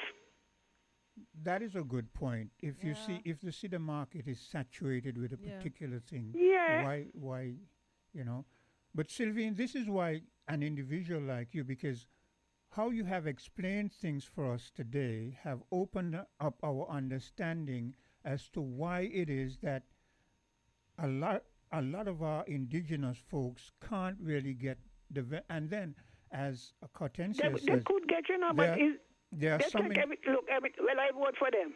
Yes. I don't know how vote for them becomes a license not to pay anything. Yes. You go ask, and then to me, there's not enough follow up. I mean, they said that people, my good friend, Coach Adrian and Denzel Cook and things, so they were there to support them. But as they said, before you start, 85% of the small businesses are going to fail. So before you start, the majority are going to fail. Why though? Yeah. Why? Poor management. Yeah, because they said they give them business plan. You got to know, are my services needed? What is the state of the market for my services? Yep. Oh, well, if she could sell Fraker too. We have another caller on the line. All right, then. All right, you can always come back in. Hello? Caller, good morning. You're live on Island T. Good morning. Good day. Yes, good day. How are you? I'm fine. Okay. That was an interesting perspective from Mrs. Henry, actually. Yes. And in the most part, I agree with her. Okay. The problem is, you're talking about housing. You can't kick people out of houses because that has some severe repercussions, social and economic repercussions when you do that. Okay? Who can't kick people out of houses? Because the commercial banks do. When they sell your house, where you going to go? Yeah, the commercial bank. But the thing is, with the commercial banks, usually it's the type of housing. In the first place, the commercial banks are more discerning when it comes to who they lend their money to. Yes, that is a and so there's always some backstop. Yes. Right. Whereas in the case of government, it's usually low-income people who are involved, and they have less of a safety net to fall back to if they are kicked out of their houses. Right? So it's a ticklish situation, but one that eventually has to be dealt with. I mean, we keep talking about sustainability, that is no way to encourage sustainability if at the family level, at the personal level, there is not accountability and responsibility and all those things, I agree. right? So the question now is, though, what do government do about this? I don't know the percentage of non-performing loans with the NHC, okay? But there should be some attempt to reduce that percentage, right? You can't eliminate it. You can't overnight. You can't just throw people out of the houses and so on. But there absolutely has to be a way whereby people pay for these houses, okay? Because some people do, you know. Okay, And it is on. Mr. McMahon, here's a scenario. Because of politics, when people come for the homes, and Hortensia said it earlier when she said, those who really want it don't get. When people come for the homes, instead the politicians set a system where they scrutinize your ability to pay, they just willy-nilly give these loans. And so the individuals who you will assess and say, okay, you're working for such and such and such, and you'll make this commitment. Those individuals aren't picked. You just pick people like the individual who said, well, they know I couldn't pay and they give it to me anyway. So that's the scenario government finds itself in because of not properly, as you were saying, vetting, these individuals. Right, and the thing is, I mean, I've always said, right, when it comes to politicians and houses,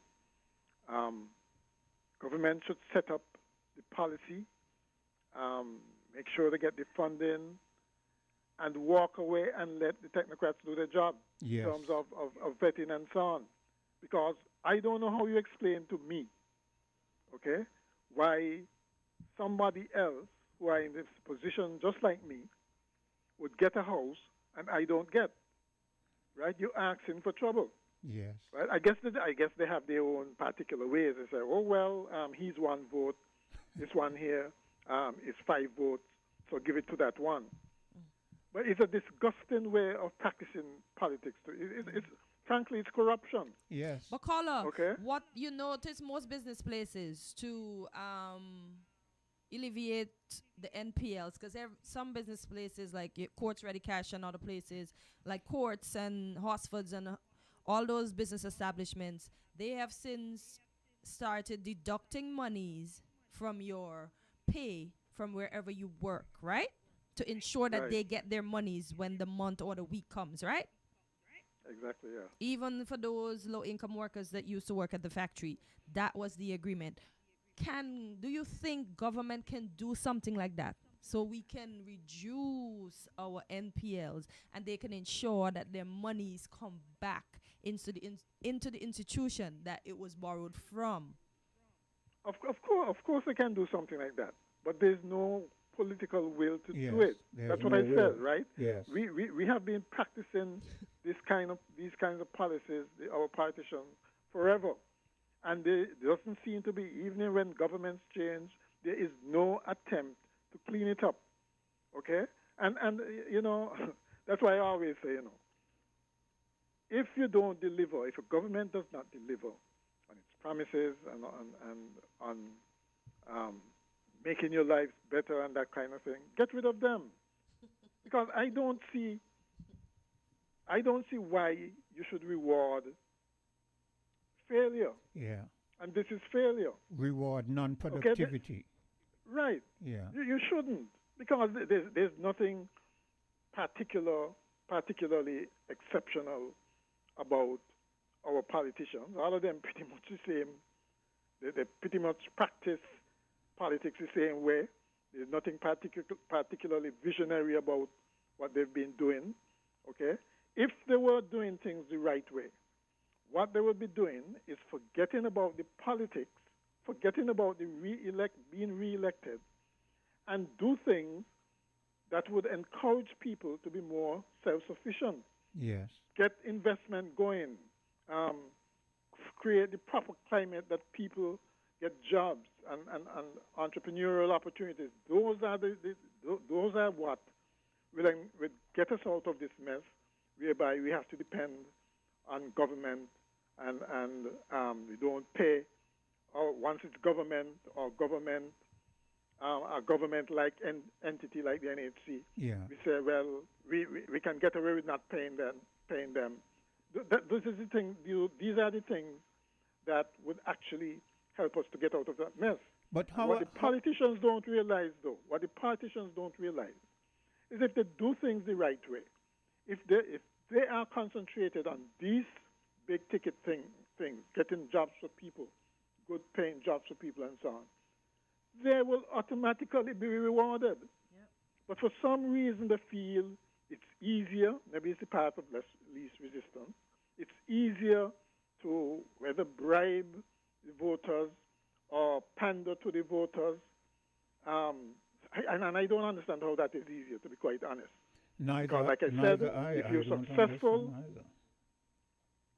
because if you're successful in driving economic growth and all those things, you wouldn't have to worry about being reelected. Generally speaking, the people would reward you for that. But there's always that temptation. And you see, we have become very transactional. That's the long and short of it. People know the value of their vote. And they are more inclined to negotiate based on what they consider the value of their vote. And you see this, and it's a cue from the political directorate. Yes. Because even among themselves, there's this bartering and bargaining and horse trading and so on. But it's not surprising that it doesn't filter down to the community generally. How it stands, how the picture looks is that there's irresponsibility on both sides. There's irresponsibility for the governments to make sure that they do the proper vetting and get the individual who will be capable of reimbursing and meeting the financial expectations. And then there's also a responsibility on the individuals who get these loans and don't see that they can develop themselves. It's like you get a house. If you pay on the house, it becomes yours. Why? Right. I don't understand. Yeah, you have an asset. Yes, of course, that you can then leverage for other things. Yes. Right? I mean, because they don't get title and so on until they finish paying off for it. Yeah. I don't think. No, I don't think so. So you would think that is an incentive, especially if they have kids and so on, who they might want to send to college and that sort of thing. It's an incentive for them to have some kind of thing there they can use as collateral. But somehow it's not seen that way, right? Unfortunately. But why is it not seen that way when the outcome is quite obvious? Well, it might be obvious, but there's always this thing about immediate satisfaction, instant gratification, right? I got a house. Nobody can kick me out of it.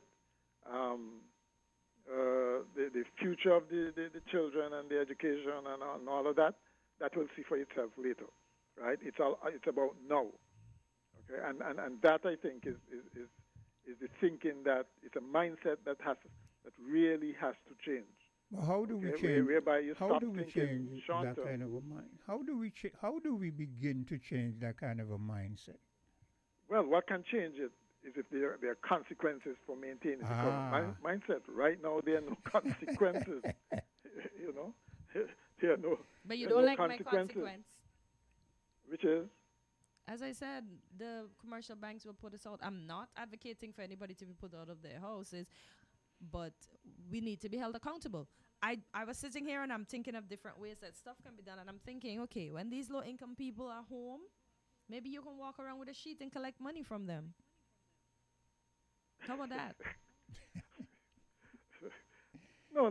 The thing to do, right, is to make sure that people have decent paying jobs.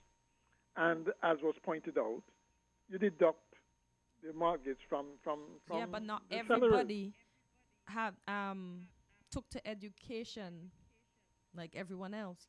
So not everybody are gonna have decent paying jobs. If you understand what I'm getting at, I'm not trying to degrade anybody's educational okay. capabilities, but Yeah, I understand that, but I don't think, and again, it's worth probably doing the research to find out how many people actually go from job to job in a short space of time.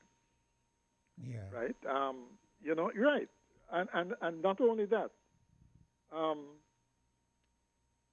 I think our family unit has changed quite a bit. I think right now, when you leave school, you're probably thinking in terms of getting a car, leaving parent house, and that sort of thing. Early. Yeah. There's something to be said for waiting a little longer. I know it's inconvenient and so on, but waiting a little longer to get the things that you're going to need, that's going to really matter. Shelter, starting a family, those kinds of things that really sustain a society. Okay? Okay, one person may not be able to afford an NHC house, but certainly a family unit should be able to. Yes. Right? And that is why, for instance, I disagreed with the PAP, how PAP was implemented. Yeah. Right? Because what it did was basically, if you had somebody, two people, man and woman, making less than $3,000 a month, it means that they automatically get the $500. Well, what incentive is there for that man and woman to come together if straight out of the door the combined salary is now above the $3,000 threshold? They automatically lose $1,000. Yeah. If you see what I mean. Yes. Right? When in fact, it would have been more ideal for that family unit to be paying, let's say, for an NHC house rather than they trying to go it alone, if you see what I mean. Yeah, yeah. Okay, so there are things that we should have thought out to encourage the change in mindset that you talk about. Right? You really needed to do that. But I don't think, quite honestly, I don't think politicians are concerned with that. As you've said, and I agree. I think the politicians are well aware of the problems, but they do not have the political will to put down their feet and say, look, from henceforth, this is how things are going to be done, so that the country can advance on a whole. Yeah. It's politics as usual. I want when the next election come up, I get reelected, but it's damaging the country. They say more financial and that's education. what I mean. You would think that we would like to think that the politicians are exceptional people and they understand these things, but they don't behave as if they do. Right? I don't understand why you can't go into politics deciding that, well, I might be a one-termer. I don't care. Yeah. I am going to do the right thing. It just don't happen that way. And I guess it's because a lot of their supporters would not allow them to do the right thing. Mm-hmm. But right? look, it's all about, like I said, the battering and being so on. held up. But if you go in and you put something in, people normally fall in line. We're going to abuse, we're going to curse, as we say locally. Exactly. We're going to get on that, but we're going to do what we're supposed to right. do. If you're consistent. That's the whole point. If you're consistent. And that's why I said, something like housing, you set up the criteria for getting the house. But we don't want to leave out anybody Don't. When people come into they like the parade of people coming into the constituency offices when they have their one-on-one meetings and begging them for favors. Not with something like that. Especially that depends on people fulfilling their side of the bargain to help other people to get their house, Yes. right? You know, you leave it, you set up the criteria, and you walk away. Of course, you can have it. You can have corruption at another level, where some official in there, you know personally, you have connections, and he favors you, right? In that case, there should always be some kind of system set up to override things like that. Yes. Okay, but generally speaking, the need, like Cartencia pointed out, to be more stringent and consistent, like the banking sector, banks, the private yes. banking sector, Yes. and have some standards to prevent these kinds of things happening. I mean, it's and by the way, there are non-performing loans in the private banking sector too, eh? Yes. And yes. but that is not a result so much of people defaulting because, as we would say here, they're worthless. It's more a case where the economics, Yes. the economics change, the economy is not there's good, and that is circumstances, why we should be concentrating so much on making sure that we get a growth rate of 2% is anemic, I find. Yeah. You know, when you compare to other places that I think Antigua had 5 or something like that, other places that have more decent growth rates. You need growth to drive the economy. Yes. To make sure that people can meet their needs, invest and pay their mortgages, and so that things turn over. You know, right now we're not having that. Okay, and so we'll continue to have all these difficulties. Yes. Right, and it will always be the IMF can say what it wants, but all politics are local, yes. and they're going to fall back on, boy, if I do this, I'm going to lose votes. So let me do something else. And, well, who comes after me, that's their problem. You know, that's unfortunately how we do business around here. Yes, unfortunately. Yep, indeed. Yeah. All right. Well, thanks Thank for you your for your input. contribution. Yes, yes. Sure. Do you want us to take a bit of commercial Yes, we break? can. And we'll be right back. Found the Sound 98.9. Win FM.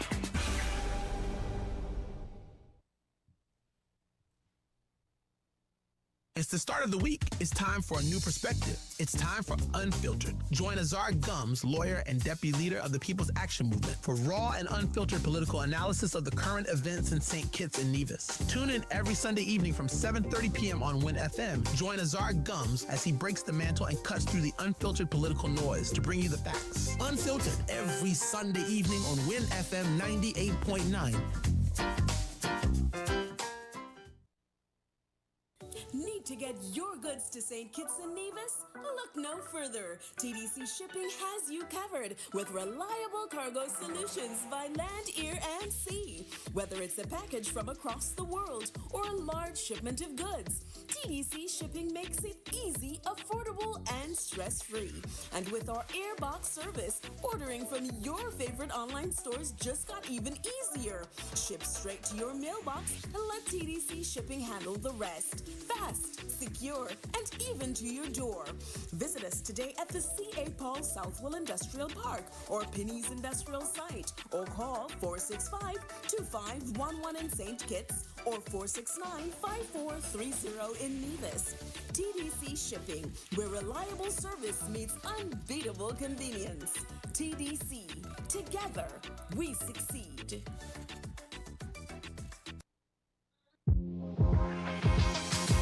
Welcome to Island Tea with your faves. Keep it locked in with us for your daily dose of hot tea, only on Win Media 98.9.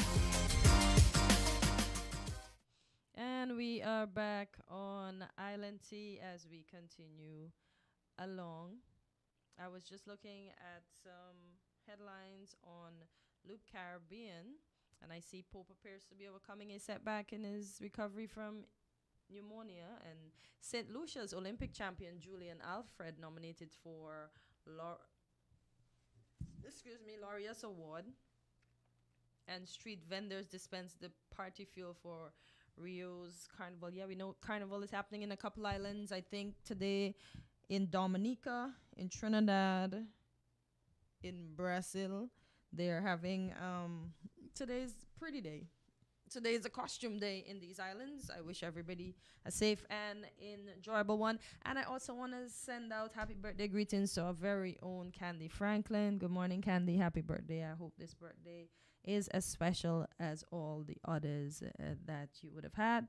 May you continue to grow in wisdom, strength, and all the good things. Peace, love, unity, everything. Have an enjoyable birthday today, Candy. So back to the farming situation, Quinn, since you're a farmer.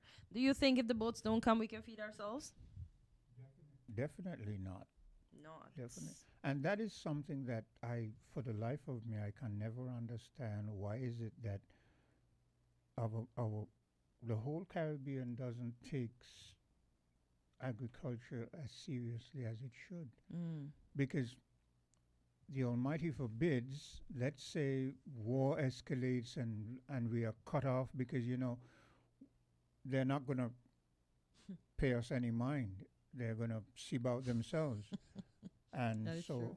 how do we, I just don't understand it. Yeah. Every year and every election, you hear lip service, agriculture, but we don't see it and here's another thing that farmers don't like to hear. We do not like to hear you say agriculture and then you say, well, we have some sweet peppers and we can't live off of sweet peppers. You understand what I'm saying? They have a tendency to say that, they have a tendency to say, when you say, well, so what has you been doing for the agriculture sector? And they say, well, we have some sweet peppers and we have some watermelon but what about pumpkin and sweet potatoes and breadfruit? You understand? We don't hear of those things. Because a lot of us don't eat them anymore. You might hear the elders asking for them to put them in the soup and whatever, but I don't think we eat them anymore. And I know Chevrolet, she has made breadfruit. She makes breadfruit fries and all of these things. But first off, I find we don't support local. Okay. We buy from everybody else but the local. And I mean, if we can, she has made some of these items more creative. And if others can make these items more creative, then maybe we can get a market for them. We don't necessarily have to keep them all in St. Kitts. But if we have a big breadfruit production, then we can sell and send breadfruit across the St. Martin, send breadfruit across the Sable, send breadfruit all around us. We interchange or sell to each other what we excel at. Why don't we find ways of, you say, well, we don't eat them. Why don't we find ways of repackaging them, change it? For instance, some years ago you didn't hear about banana chips. Then the Guyanese came here and all of a sudden everyone is into banana chips now. You understand what I'm saying? So we need to find ways of making these foods more palatable, more so that the young people would be more likely to eat them. For instance, you say, we don't eat them. If the ships don't come and the flour and the macaroni and so on and so forth, what are we going to live off of? Everybody's maybe going to go plant. And then the breadfruit tree will become important because that's what we have to eat. So why react as opposed to preempting, You understand what I'm saying? Why wait until something happens and then we react? We work with it. I got you. It reminds me of the story when I was a young kid of the monkeys. Whenever it rains, they would huddle up together and they would say, we're gonna, tomorrow we're gonna build a house. Definitely, don't forget it. Tomorrow we're gonna, and the sun comes out tomorrow and they run up and down and they're playing all over, and the sun doesn't. Until the rain come It again. doesn't rain for the next 3 days, and when it rains again, they huddle up and they say, this time we're gonna build a house. And they do it every time, but when the sun comes out, they never build a house. Yeah. Are we gonna be like the monkeys? No, technically it's looking that way because we heard of the hatchery. As people would say, the Guyanese came, they're in Nevis, and they have helped develop the agriculture. And I hear that over and over. And Nevis has a booming agriculture industry. The last administration, we had a federal agriculture minister. And it seemed like, from what I heard, because I was not intertwined in those things, it was getting somewhere. Okay. So I do not know I know of one Guyanese farmer, I think he lives in the country, that does farming. I can't say if he does it still, because he's a mechanic as well as a farmer. And his farm looks very nice when you go to his mechanic shop. I don't know if he does it still. Maybe he does. But why is it we can't get the expertise, work with these people? Okay, since they said the opposition and the government are in bed together, let's work together to improve our agricultural sector so we can feed our federation once things go haywire. Because they will go haywire. We see with that exchange in the White House, somebody may not be getting grain soon. We see the headline saying that Canada and Mexico is telling everybody to brace because the tomatoes coming from Mexico, they're going to go up. People are already complaining about the $14 egg prices. So imagine them over there struggling, and maybe eventually Zelensky might say, I'm not sharing my grain with the U.S. What's going to happen to us down here? It comes down to what Sylvian and McMahon reiterate over and over again. Governments need to take the initiative. Governments need to be forceful and find a way to implement certain things, and the people, as you say, complain and complain until they realize it is beneficial and they conform. If you don't make the bold step to implement certain things, then you keep repeating the same thing over and over. You keep saying we are going to build a house, but when the sun comes out, you don't build a house. Because even look, we gave up sugar. I don't know the deep dive of that, but at least if we had that, we had something to sell. If we have a next pandemic, let's say, and tourism shut down, what are we selling? What are we exporting? How are we getting any money into the Federation? A lot of those things, we didn't give up sugar really, and we didn't give up bananas, we didn't give up a lot of things. There was sort of the play field wasn't even. For instance, I understand that, but could we... Okay, in Guyana does sugar. So we can look like we can get sugar from Ghana. But what if the borders are closed? We already see we have problem with shipping and all of that. At least we had our own little thing happening here that we could have gotten our own sugar, or at least we had a reserve of sugar put away. So if nothing comes in terms of sugar, we have some sugar here. But this brings up another question where the Caribbean governments have got to put their heads together. They seem to be putting, especially the bigger islands, to be putting more emphasis on freedom of movement as opposed to bonding together and putting certain things, roofs over our head as protection, so that we work together as a region. For instance, we heard Mayor Motley speaking about things like maybe charging for who goes through our waters, but they would have to unify to do that. Hello, caller. Hello. Caller, good morning. You're live on Island T. Yes, good Morning. Yes. How are you doing? I'm good. How are you? Fine, thank you. Good, thanks. No, I'm listening, right? And it is so sad. Attention, like you said, we don't have sugar. We don't have anything. But what is so sad is that the government, the people you put in charge to run the country, they don't even recognize that we don't have anything that the outer world wants. We don't have anything. We cannot maintain ourselves. And it seems like they don't even really care. Because honestly, if they really care, we boast about our fertile soil. And yet we cannot sustain ourselves with food. What's the point of having this fertile soil and we don't utilize it? Yes, yes, You yes. would think that learning from the pandemic when it was hard to get things in, you would think they would push agriculture. I remember when I was growing up, there was a time when we go help our mother with potato, we go help with nuts, we go Yes. help with this, we go help with that. What is anybody think if the young people think is helping reap? Is there anything? Nothing. There's nothing to reap. But it's not even the young people learning about agriculture. I remember growing up, we're going to go up in the mountain and we find food, we find this, we find that.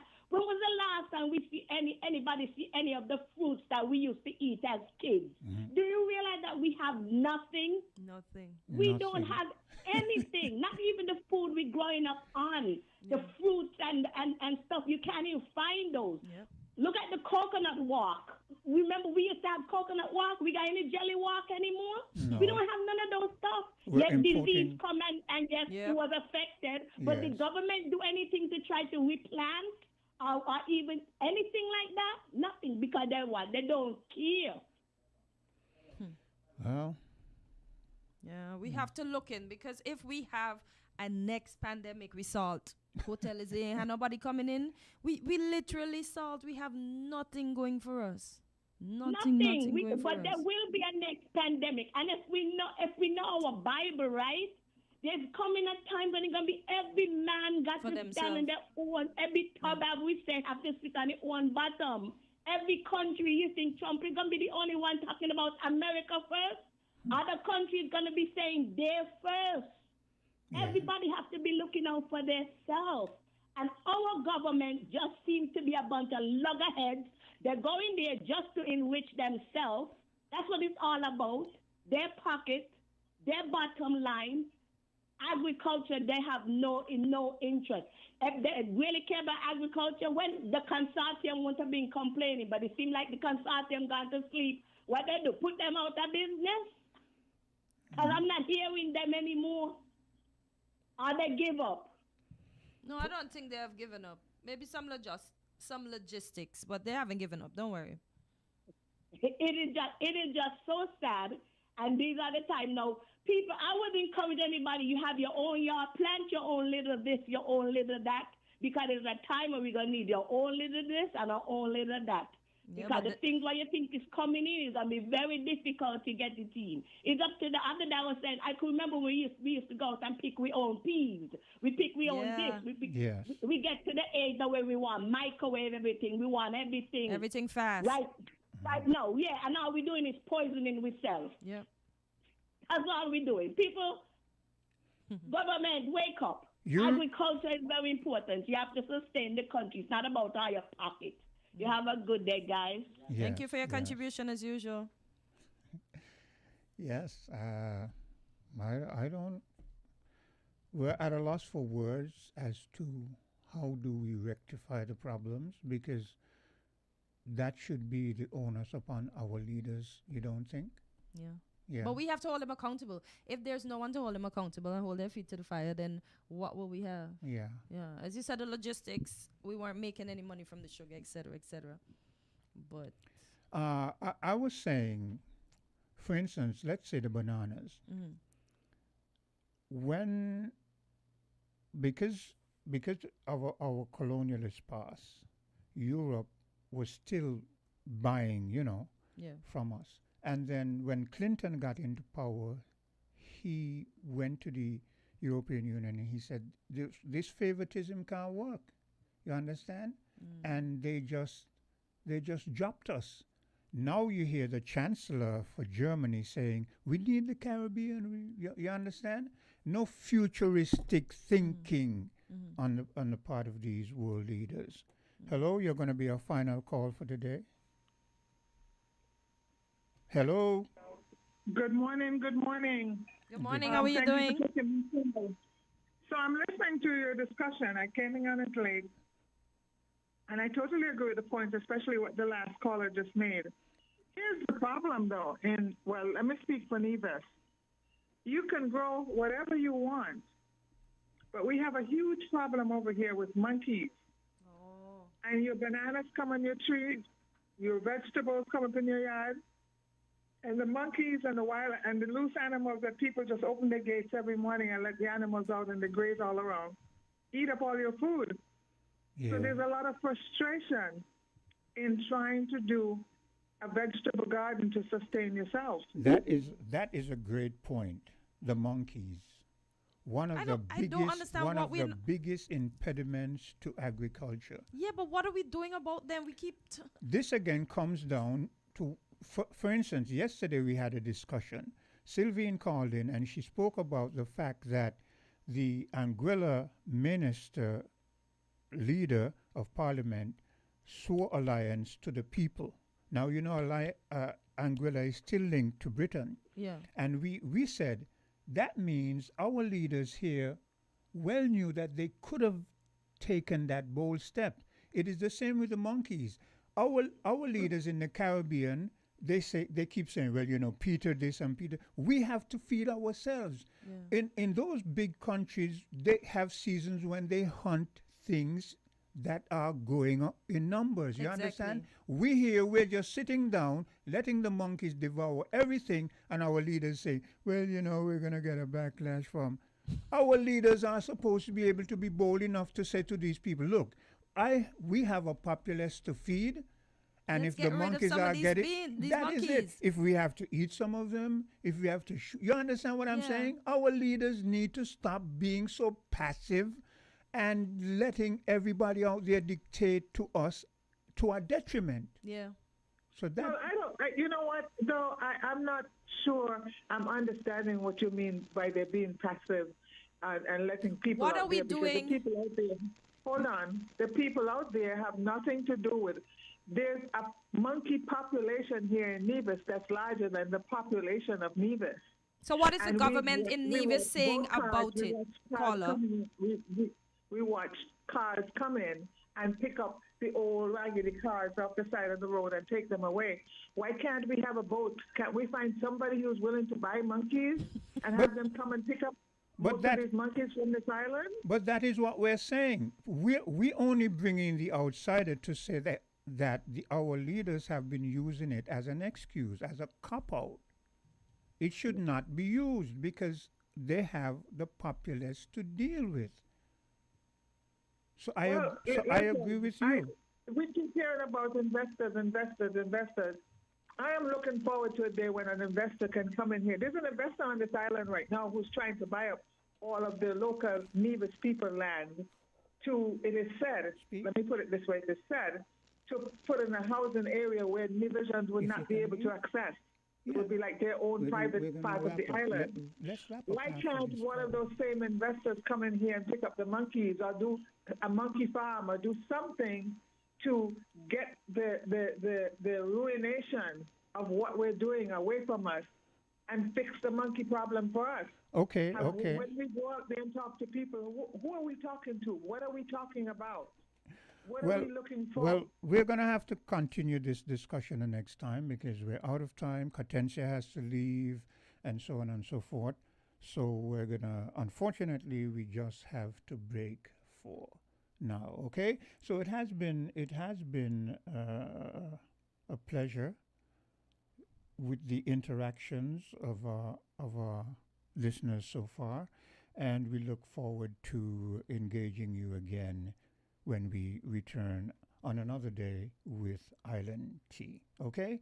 I'll be saying goodbye for now. WINN is 98.9. 98.9 is Win FM.